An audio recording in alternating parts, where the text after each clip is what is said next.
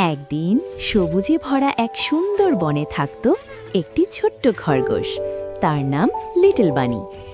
Little বানি খুব মিষ্টি, কিন্তু সে একটু অলস ছিল। Hello, ভালো my কাজ feathered করতে সে friends. সবসময় Wait, let's বলতো, dance. Wait, what? "পরে You're করব।" talking now? Dance, rabbit. This is একদিন ridiculous, বনে but একটি fun. ছোট্ট পাখি কাঁদছিল।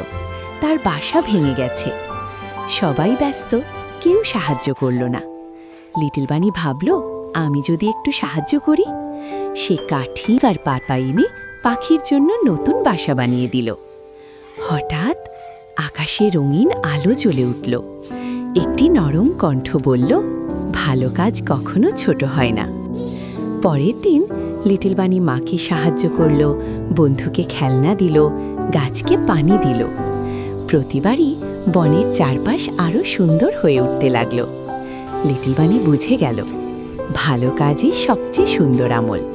ভালো কাজ করলে সবাই খুশি হয়।